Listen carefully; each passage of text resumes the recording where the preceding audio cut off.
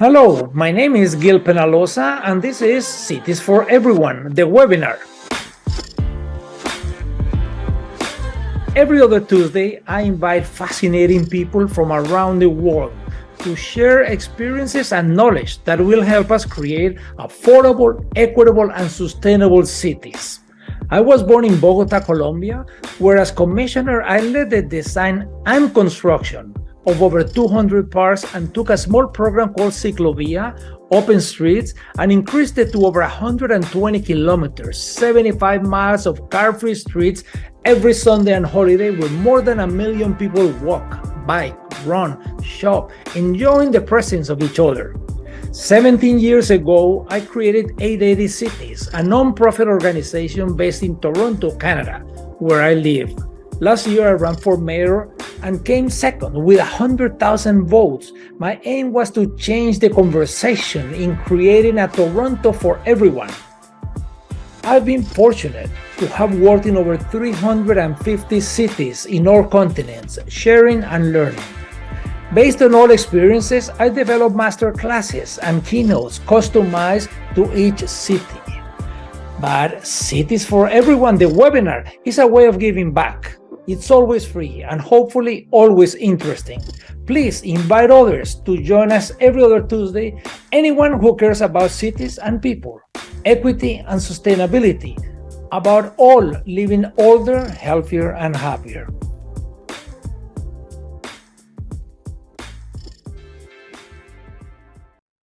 Good morning, good afternoon, good evening, wherever you are. Welcome to Cities for Everyone, the webinar. Every other week, we have fascinating guests and topics to share with all of you. Today, we have over 800 people registered and already connected. We saw through the chat, we have people from multiple cities in the US, various in North Carolina. We have in Denver and Seattle, and we have in Boston and Detroit, and also we have from across Canada. We have seen on the chat again from Charlottetown, PEI, and Calgary, and Victoria, and Vancouver, and many from Toronto and the metropolitan area. But also we have people from Ireland and Mexico and Peru and Kenya and UK and Guatemala and Zambia and Belgium and more, all over Germany. So welcome, everybody. Today we have a fascinating topic, equity in the low-car city. We have heard a lot about why the low-car city is good for mental health, for physical health, for economic development. But today we're going to listen a different perspective, equity, giving everybody the possibility to succeed and have a happy and healthy life. The guests are Chris and Melissa Brunlett, which are a Canadian couple that 4 years ago, they moved to the Netherlands with 2 children. Now they're teenagers. And Melissa works with Mobycon in the Netherlands, and Chris as the manager of the Dutch Cycling Embassy. Melissa and Chris, thank you very much. Please tell us about the equity in the low-car city. Thank you so much, Gil. It's really an honor to be here. It's nice to see so many familiar, not faces, names in the chat box, and to be with you all this afternoon. Melissa and I usually like to do this in the same room. Unfortunately, our schedules took us to separate cities today. I am in Utrecht, Melissa in Delft. So pardon a little bit of clunkiness in terms of the slide transitions, but hopefully we can tell a cohesive and a compelling story for you all today. So we will start by just introducing ourselves. We often refer to our current career paths as cycling advocacy that got way out of control. We started blogging as a car-free Vancouver family in 2010. At the time, that city was making a lot of changes, but working in completely unrelated fields. And it was only through a matter of circumstance, a trip to the Netherlands in 2016, and a subsequent book called Building the Cycling City, the Dutch Blueprint for Urban Vitality, that took us on our current trajectory. I have the immense privilege of working as marketing and communication manager with the Dutch Cycling Embassy, which is a nonprofit foundation that was founded by the national government here in the Netherlands. And we get to teach cities around the world, best practice and share knowledge and expertise from this great cycling nation, and also live it, of course.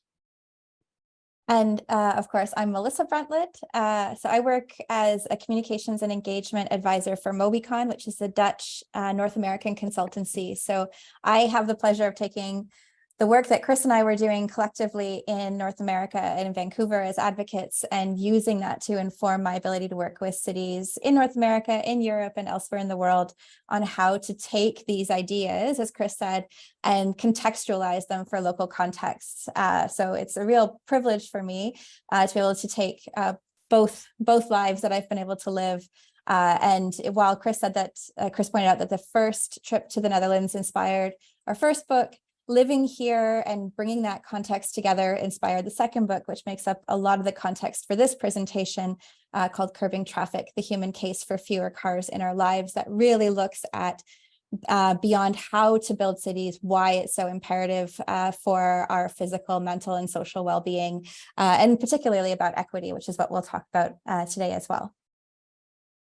So to start off with, one of the things I think that Chris and I really bring in terms of our understanding of how cities can work draws on our experiences in Vancouver. And as Chris mentioned, when we moved there, there was a huge investment in cycling. We really benefited from moving to a city where they had just elected a very progressive mayor that ran on a platform of building out an all ages and abilities cycle network, which when we sold our car in 2010, we took full advantage of. But it was after moving here and seeing how we can reorganize our spaces to be a little more human friendly that we really recognized that high cost of car traffic that we experience in terms of daily stress levels.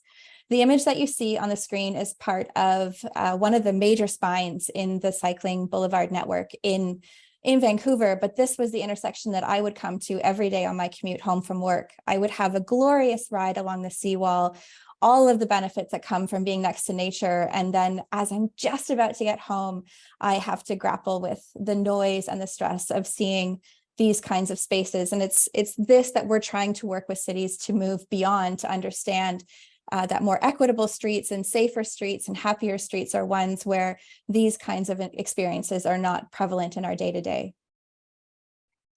So we were able to do traffic counts on our neighborhood in Vancouver. We were able to access the city of Vancouver's volumes of daily traffic, and estimated there were about 150,000 cars per day moving within 100 meters of our apartment in East Vancouver.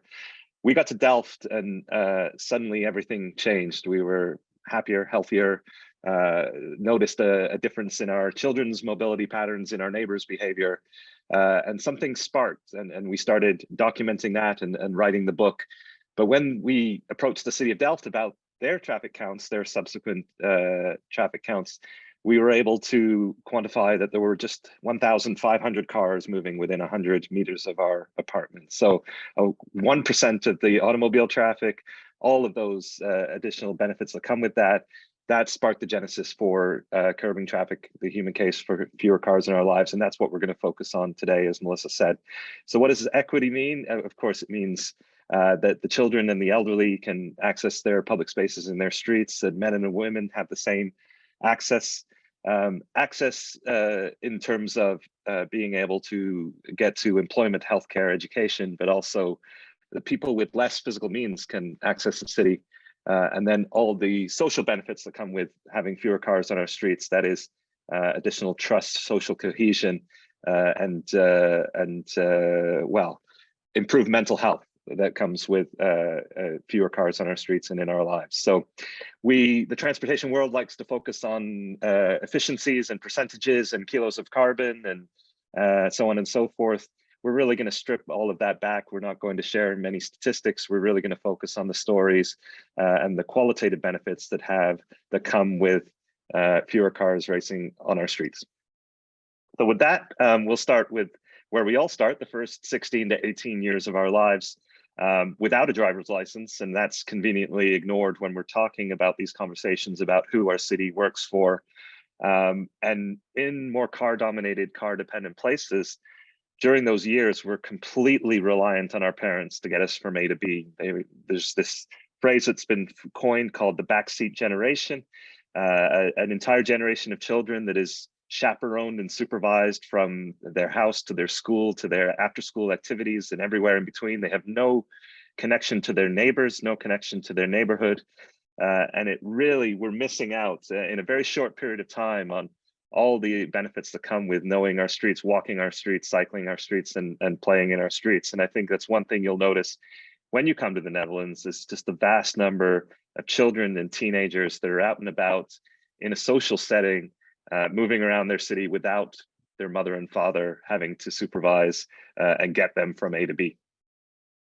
And so what this means in a broader term is that the children that are growing up, not in the backseat generation, but much more outside, being better connected to their cities, being able to walk and cycle safely, are experiencing higher levels of independence and autonomy at much earlier ages. And it's for that reason that the Netherlands frequently tops the list in terms of childhood happiness and well-being, in part related to how they move through cities. So children are being afforded the ability to figure out how to get from home to school or to friends' houses much earlier than at least in the Netherlands, counterparts elsewhere in the world.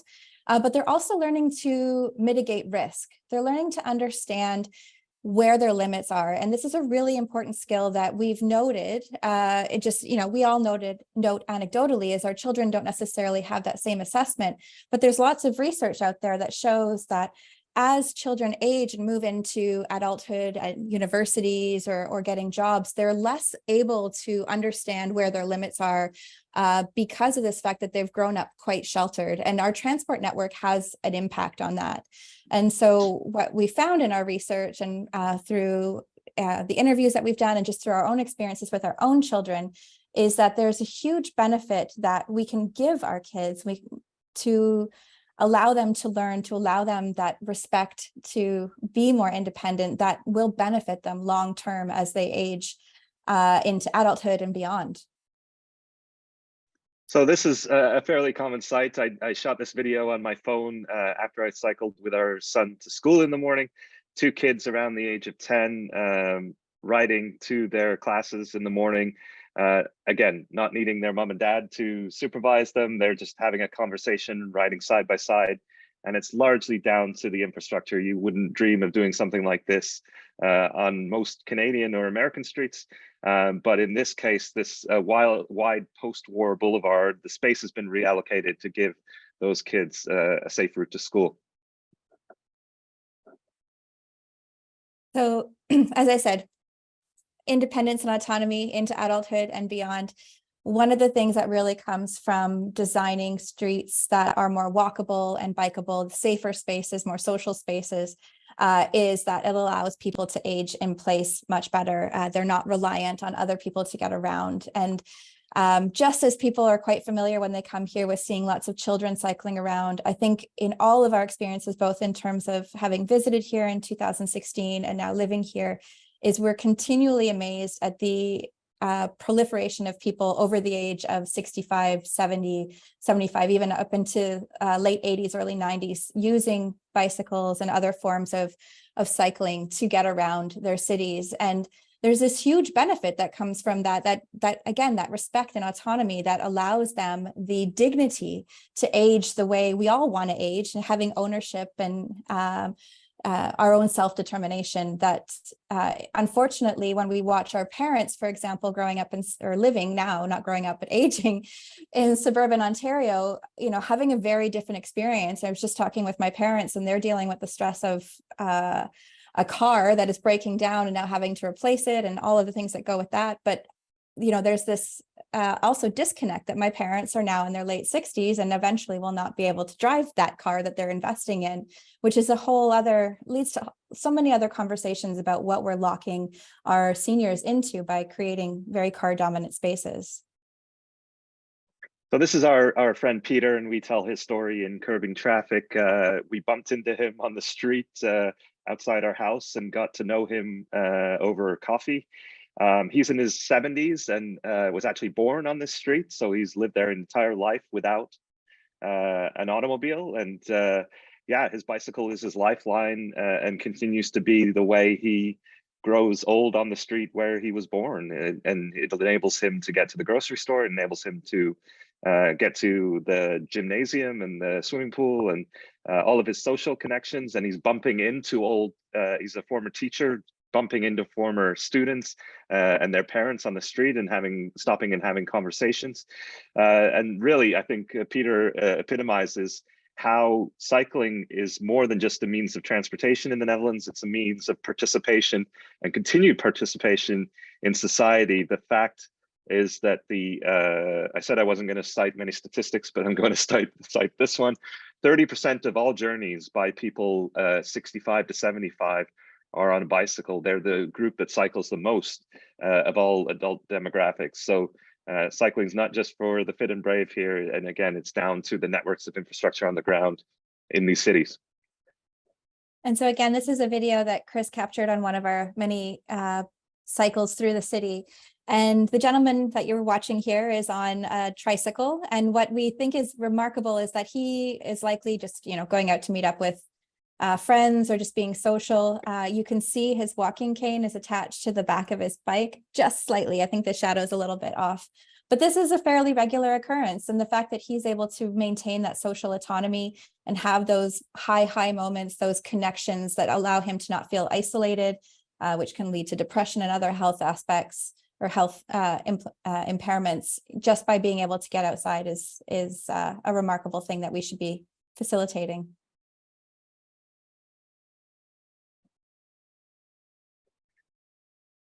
Okay, so from here, it's I think Melissa writes quite eloquently about her experiences getting on a bicycle in Delft versus Vancouver, and it's no secret that women cycle more than men in the Netherlands. But what's really interesting is to dig into the reasons why that is. And unfortunately, even in 2023, disproportionately, women are largely have very different mobility patterns than men. They're making more of the care trips, that is shorter multi-purpose trips within our neighborhoods versus the single purpose long distance commute to the office that our transportation networks and our city planners have historically privileged and prioritized through the design of the car and the public transport networks. And as a result, walking and cycling is very uncomfortable within our cities. And if we do put these fine-grained networks in place, then we're unlocking and supporting the existing travel patterns that are taking place that are closer to home. And so, Chris mentioned the care trips, and those are trips that are done like taking kids to school, running errands, taking care of elderly family, going to get groceries, all those trips that we do in a day that are not economically driven in terms of commuting and economic gain personally, but more service related trips. And these are so well executed through trip chaining. So stopping on multiple legs of a journey or making multiple stops on a leg of a journey. I often refer to it as a bit of a web. There is no direct route at least when I was taking the kids to and from all the activities in Vancouver, it was very much an interconnected crisscross of all the places I needed to go. And so what makes the rate of women cycling so high in a place like the Netherlands, where network planning has been ingrained in how they approach cycling, is the fact that all of these trips are facilitated through existing cycling infrastructure, traffic calm streets, and good planning that takes into account not just how do you get from home to work, but how do you get to all the places in between. So you've heard the word network a few times already in this presentation, and it's time to kind of do a bit of a deep dive into it. We didn't know this at the time when we decided to live in Delft, but Delft was actually the first city in the Netherlands to implement a cycling network in terms of a cohesive strategy.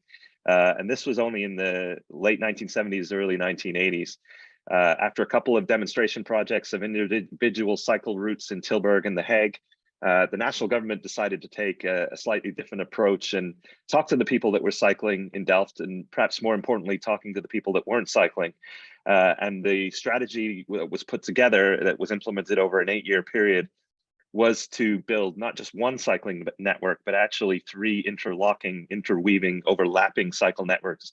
You can see them on the right there in the green, blue, and red. And they're each designed for a slightly different user type, a slightly different distance a slightly different journey type. And it's only in working with each other that they make it possible to cycle from anywhere to everywhere within the streets of Delft. So again, we're not just talking about the commute to work, but connections to shops, restaurants, friends' houses, public transport facilities, schools, and everywhere in between. And it was only out of this experiment, this innovation in the 1980s, that the national government saw immediately the number of people cycling in Delft virtually overnight, but also the diversity of people cycling in terms of the demographics that were using the cycle pass. And so now we have these very focused network-based approach, a more holistic approach, and virtually every city in the Netherlands has implemented one.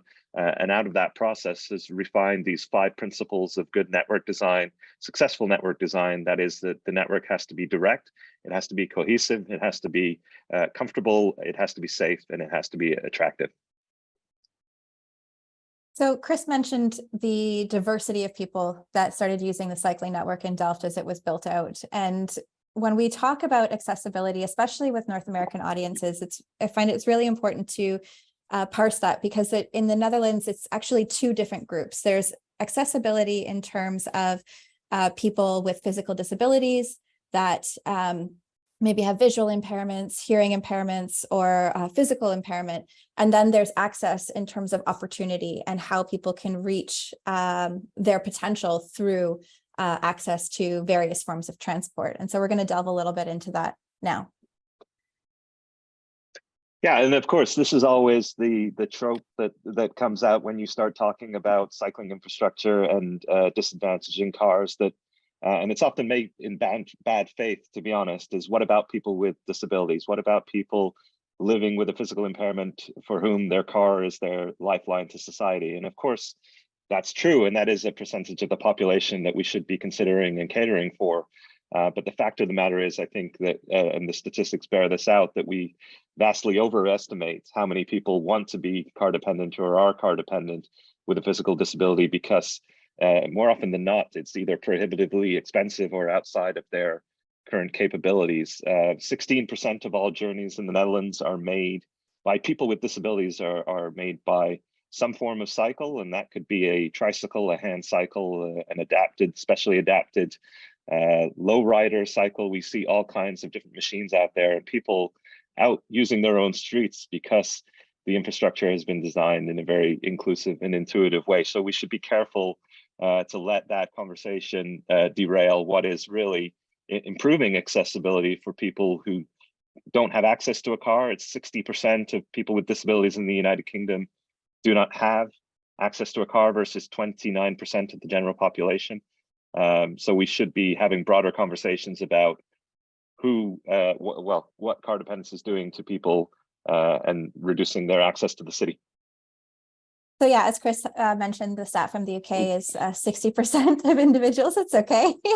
But also what's interesting and a little more relevant for where we're at right now, I know that we're coming out of lockdown situations and the more serious repercussions of the pandemic, but we did interview Dr. Bridget Burdett for Curbing Traffic, who's a researcher based in New Zealand, and she did a study to try to figure out not necessarily the trips that people were taking, but the trips that they weren't. And that's that informs a lot of her research around equity for people with disabilities. And she found in one of her studies that 20% of the people that she interviewed in a specific area didn't leave their home during the last week of lockdown, not because they weren't necessarily able to, but because they didn't have that access to safe streets, to sidewalks that were wide enough that they could ensure that they had a suitable physical distancing from people while they were moving around on their wheelchairs. And so these are people that are in any form of mobility device. And so these are people that are losing out. And I think that's something that we really need to be talking about in this conversation around access, especially for people with disabilities, is not necessarily talking about what they're losing when we take away their car parking space, but those people that aren't actually even getting out and being able to be a social part of society because we are making unfair assumptions about how they move. So this is a good friend of ours. Her name is Maya, and she has multiple sclerosis. She lives in Delft. And she was really kind enough to share her story and her experiences with us. This is Melissa following her around with a GoPro camera on a typical day. She lost her driver's license when she was diagnosed with multiple sclerosis, but the cycling infrastructure in Delft really enables her to live her daily life as if nothing had happened. And she has access to a scootmobile, which is a motorized wheelchair of sorts, a three-wheeled mobility device that's capable of using the cycling infrastructure. You can see her walking sticks strapped to the back. And the bike lanes in Delft are again, her form of emancipation. She used that exact word, a form of empowerment for her, who's originally from Tel Aviv, but has no interest in moving back there because she knows that she'd be giving up that emancipation and stuck on a cluttered sidewalk instead of being given the space and the dignity to pick her kids up from school, to get groceries, go to the library, and then she even takes this scootmobile 15 kilometers to university in The Hague, where she's studying to be a dietitian. So Maya is really an inspiration to us, but her lifestyle, her freedom is not made possible without that reallocation of space and that investment in separated bike lanes on the streets of Delft. I'm going to skip this video because it keeps going. Yeah. So the other side of accessibility that we really get to benefit from, actually Chris is benefiting from it today quite beautifully, having walked to the station here in Delft, caught the train and headed off to Utrecht and then cycled from the station at Utrecht to his office, is this interconnectivity of transport. And when we're talking about transportation, we're often so focused on it's about walking or it's about cycling or public transportation or driving. And we so rarely find the opportunity to connect, particularly those first three, in terms of creating more access for a broader range of people, simply by learning how beneficial it is to connect a walking network, a good, safe walking network, and a good, safe cycling network with public transportation, because it allows people the opportunity to reach work, to reach education, to reach services without having potentially the extra costs of having to own a car on top of that.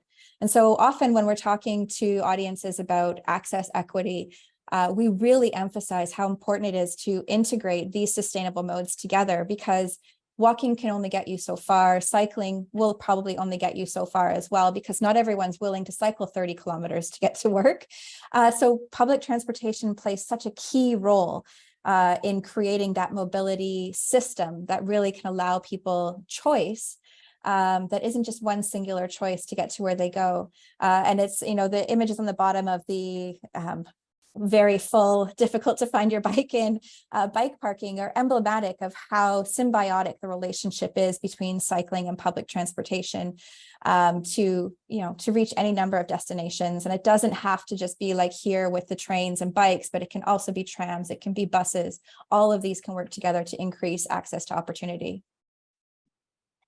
So this is another uncomfortable conversation that we often fail to have, and that's just the huge financial burden of car dependence. It's almost like an additional tax that we're dropping on families, which of course disproportionately benefits families that are on the lower side of the income bracket. When we're taking maintenance, gasoline, parking, depreciation, all of the expenses of owning and operating a car into consideration, it's now approaching $13,500 Canadian dollars per year for one car, and a lot of families are required to own 2 or 3 cars for their daily mobility needs.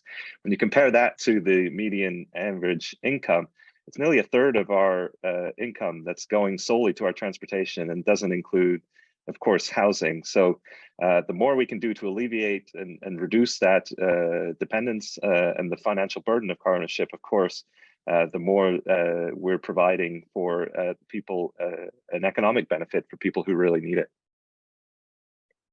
So this is Chris's former commute. We have since moved from this location, but not much further from our home in Delft to the station.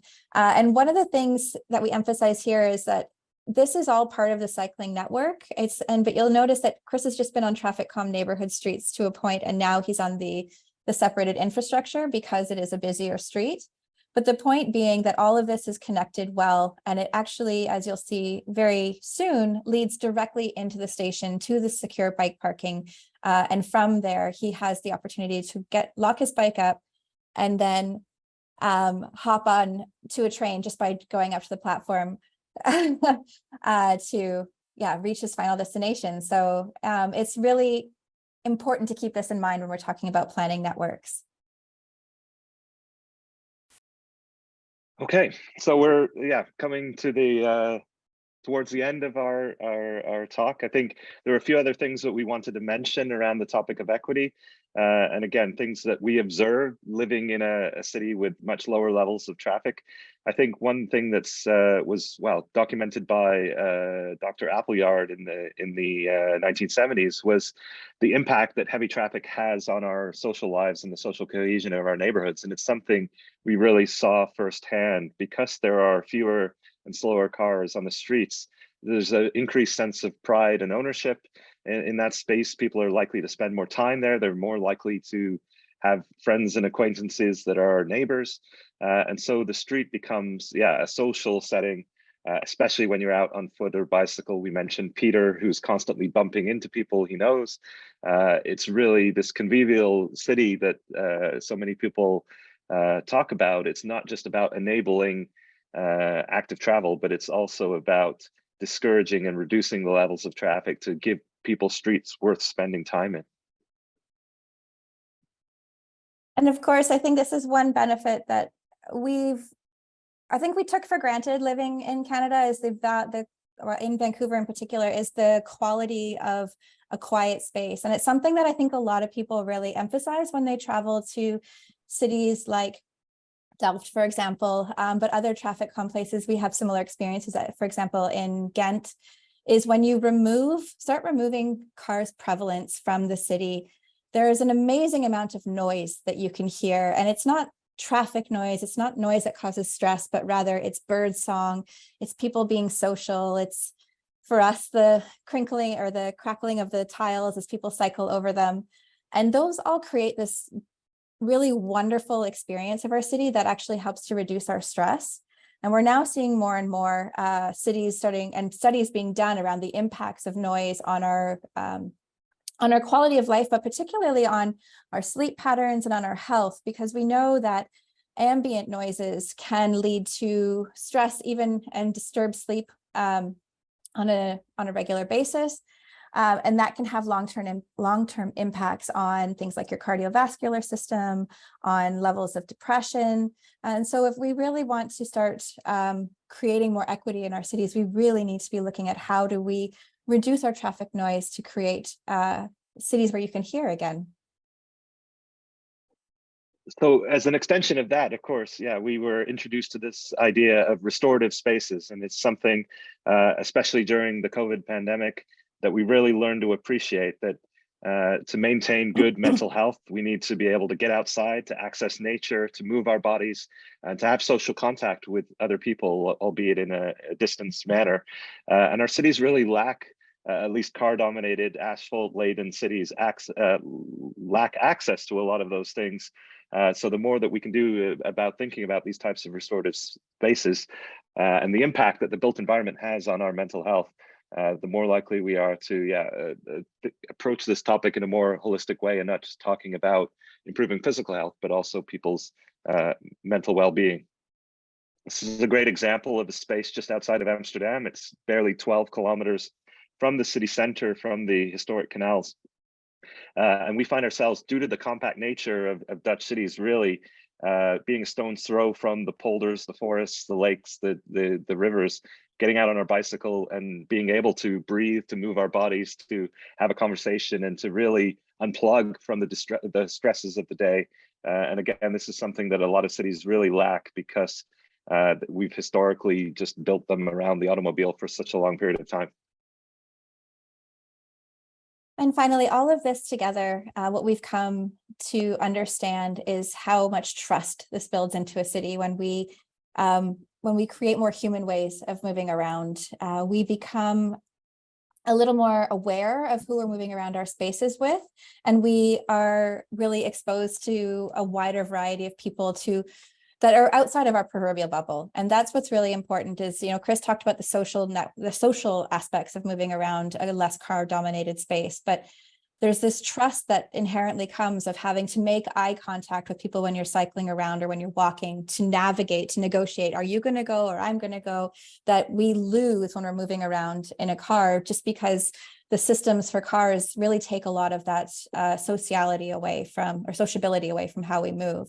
And so, yeah, we really talk about, the level of trust that comes from when you create calmer spaces. People can walk through an intersection without a single stop sign, as you're seeing on this. This is an intersection not far from where we live. This is actually taken on King's Day, so we've got a lot of people moving through. King's Day is like Canada Day, but to the nth degree here. And what we find remarkable is that you do see people walking, you see people cycling, but there's a moment that's about to come in this video that we think is absolutely priceless. I hope it shows up soon. It's coming. It's coming. It's coming. Yeah, almost right there. here. So just a group of young adults having a chat. One was on a bike, all meeting up. Car shows up, everyone just moves out of the way, continues their conversation and carries on. And this can only happen in a space where you build that trust into your transport network, where you can sort of understand or predict what people are going to do to create a safer and more welcoming space to transport through the city. So we always like to end our presentations with an existential question, a rhetorical question, perhaps. I wish this was satire, but this is actually a genuine vision of the future by the Peloton Corporation. They foresee a future cities where we can all get a means of exercise while shuttling to work in our autonomous vehicle. And in all seriousness, with the rise of self-driving cars, with the pandemic and this seeing the car as a safe space, a piece of personal protective equipment, we really do run the risk of doubling down on the mistakes of the 20th century and building our cities around, cleaner cars or smarter cars, when we would argue that you in fact need fewer cars. This is our two children navigating their way through Amsterdam. Wouldn't we wish this of virtually everyone to have that kind of opportunity? So with that, we want to thank everyone and thank Gil for having us today. As we mentioned at the beginning, we've written 2 books, Building the Cycling City, The Dutch Blueprint for Urban Vitality, and Curbing Traffic, The Human Case for Fewer Cars in Our Lives, both of which kind of provide the what cities have done, but also the why it's so imperative to do this kind of work. And you can, of course, find us on social media if you're not following us already at Modacity Life. And I think we have time for questions still. And it's been a real treat to be able to come and to share with you. And hopefully quite a few of you will get to see in person at some point in the near future as well. Wow, it's been fascinating. Thank you, Chris. Thank you, Melissa. You have opened our eyes on the impact on equity for children, for youth, for older adults, for people with disabilities, about the social city and the networking city and the isolation, and how the equity piece is something that is critical of cities of any size, of anywhere. And you have provided examples of multiple places. The images are amazing. I hope that everybody will accept your call to action to go out and to talk with elected officials, with media, with city staff, with the neighbors, on why we need to have equitable cities and why sustainable mobility is totally interwoven in the concept of equity in cities. Thank you very, very much for accepting the invitation. And everyone, I hope to see you 2 weeks from now at the same time, in the same place, in the Cities for Everyone, the webinar, where we always try to have interesting topics and fascinating guests to share on how can we create cities that are sustainable and that are equitable. Thank you very much. I hope everybody connects in 2 weeks from now at Medellin, and have a wonderful day, everyone. Thank you. Thank you.